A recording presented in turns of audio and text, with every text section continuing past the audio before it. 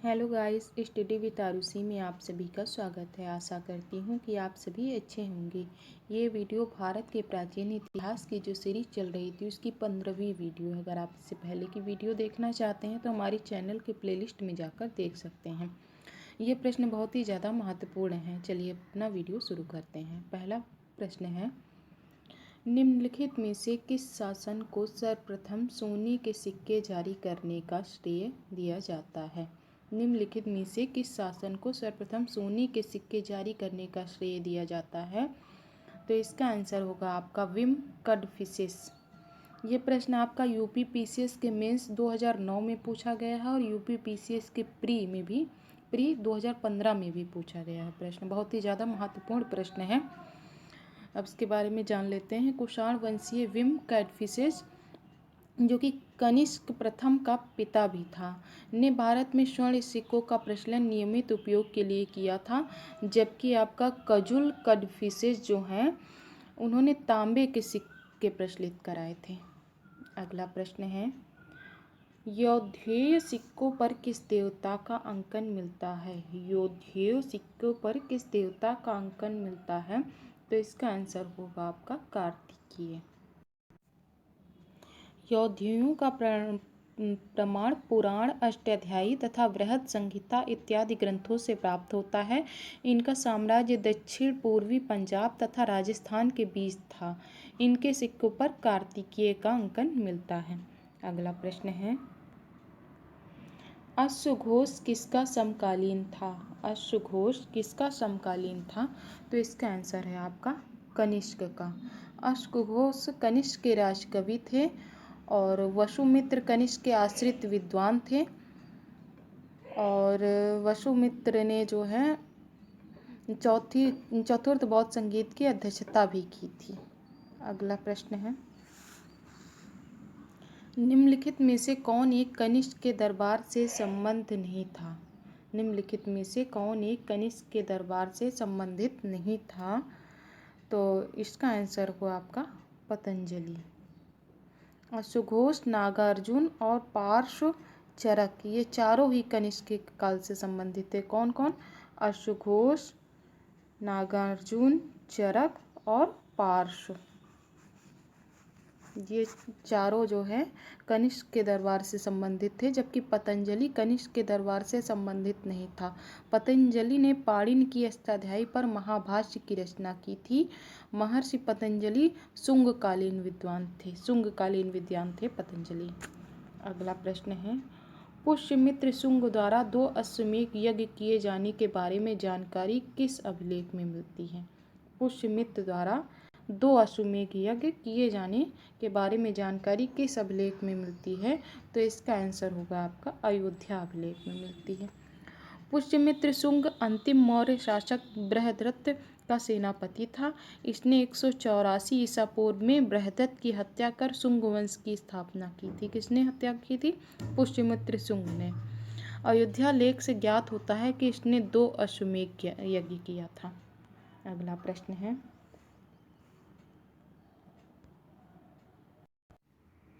निम्नलिखित में से कौन सा शासक वर्ण व्यवस्था का रक्षक कहा जाता है? निम्नलिखित में से कौन सा शासक वर्ण व्यवस्था का रक्षक कहा जाता है? तो इसका आंसर होगा आपका गौतमीपुत्र सातकर्णी।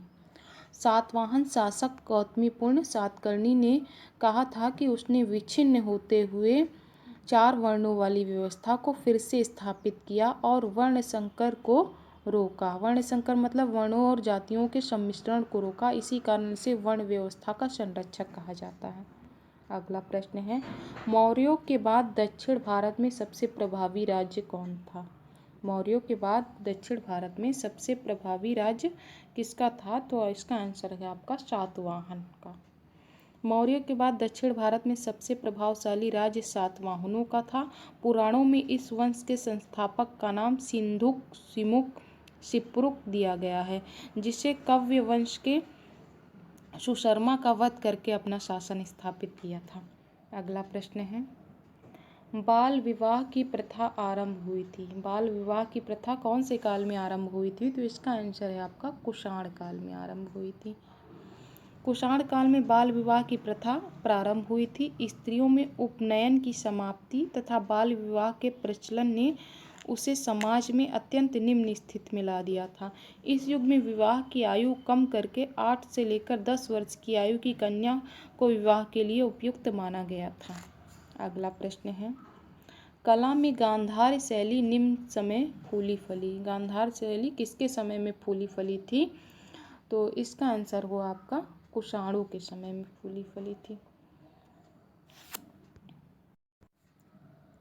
कुषाण शासक कनिष्क के काल में कला क्षेत्र में 2 स्वतंत्र शैलियों का विकास हुआ था। कौन कौन सी?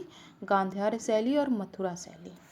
अगला प्रश्न है, अफगानिस्तान का बामियान प्रसिद्ध था। अफगानिस्तान का बामियान किसके लिए प्रसिद्ध था? तो इसका आंसर है आपका बुद्ध की प्रतिमा के लिए प्रसिद्ध था। अफगानिस्तान का बामियान पहाड़ियों को काटकर बनवाई गई बुद्ध प्रतिमाओं के लिए प्रसिद्ध था। किसके लिए? बामियान जो है पहाड़ियों को काटकर बनवाई गई बुद्ध प्रतिमाओं के लिए प्रसिद्ध था, लेकिन अफगानिस्तान में तालिबान शासन ने इन बुद्ध प्रतिमाओं को नष्ट करवा दिया था। अगला प्रश्न है, जो कला शैली भारतीय और यूनानी आकृति का सम्मिश्रण है उसे क्या कहते हैं? जो कला शैली भारतीय यूनानी आकृति का सम्मिश्रण है उसे कहते हैं गांधार शैली। भारतीय और यूनानी आकृति की सम्मिश्रण शैली गांधार शैली होती है। इस कला शैली के प्रमुख संरक्षक शक एवं कुषाण थे। इस कला का विषय मात्र बौद्ध होने के कारण इसे यूनानी बौद्ध, इंडो ग्रीक, इंडो रोमन भी कहा जाता है। अगला प्रश्न है, निम्न वंशों में सबसे पुराना राजवंश था। निम्न वर्षों में सबसे पुराना राजवंश किसका था? तो इसका आंसर होगा आपका सातवाहन का। उपर्युक्त राजवंशों में सबसे पुराना राजवंश सातवाहन का है। इस वंश के संस्थापक सिमुक ने संभवतः ईसा पूर्व प्रथम सदी के द्वितीयार्ध में शासन किया था और उसका शासनकाल 60 ईसा पूर्व से 37 ईसा पूर्व तक माना जाता था।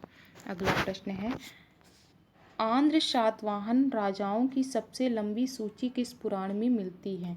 आंध्र सातवाहन राजाओं की सबसे लंबी सूची किस पुराण में मिलती है? तो इसका आंसर है आपका मत्स्य पुराण। पुराणों में कुल 30 सातवाहन राजाओं के नाम मिलते हैं, जिसमें से सबसे लंबी सूची मत्स्य पुराण में 19 राजाओं की मिलती है। अगला प्रश्न है,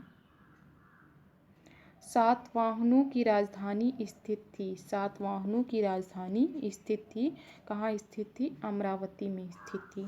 सातवाहनों की वास्तविक राजधानी प्रतिष्ठान तथा पैठन में अवस्थित थी। पुराणों में इस राजवंश को आंध्र भृत्य या आंध्र जातीय कहा गया है। उनकी आरंभिक राजधानी अमरावती मानी जाती है। इस वंश की स्थापना सिमुक नाम के व्यक्ति ने प्रथम शताब्दी ईसा पूर्व में कव्यवंश शासक सुशर्मा की हत्या करके की थी। अगला प्रश्न है, हाथी गुम्फा का अभिलेख किस शासक के विषय में जानकारी स्रोत है? हाथी गुम्फा का अभिलेख किस शासक के विषय में जानकारी स्रोत है? ऑप्शन है खारवेल, अशोक, हर्षवर्धन, कनिष्क। इसका आंसर आप सभी को हमारे कमेंट बॉक्स में देना है। इसके पहले वाले वीडियो में आपसे प्रश्न पूछा गया था कि बुद्ध का किसके सिक्कों पर अंकन हुआ है? बुद्ध का किसके सिक्कों पर अंकन हुआ है? ऑप्शन थे विम कडफिसेस, कनिष्क, नहपाण, बुद्धगुप्त। इसका आंसर था आपका कनिष्क।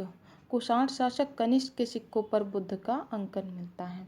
आज के लिए इतना ही। अगर आप सभी को मेरा ये वीडियो पसंद आया हो तो प्लीज़ मेरे चैनल को सब्सक्राइब करें, मेरी वीडियो को लाइक करें और ज़्यादा से ज़्यादा मात्रा में वीडियो को शेयर करें। मिलती हूँ अपने अगले वीडियो में, तब तक के लिए धन्यवाद।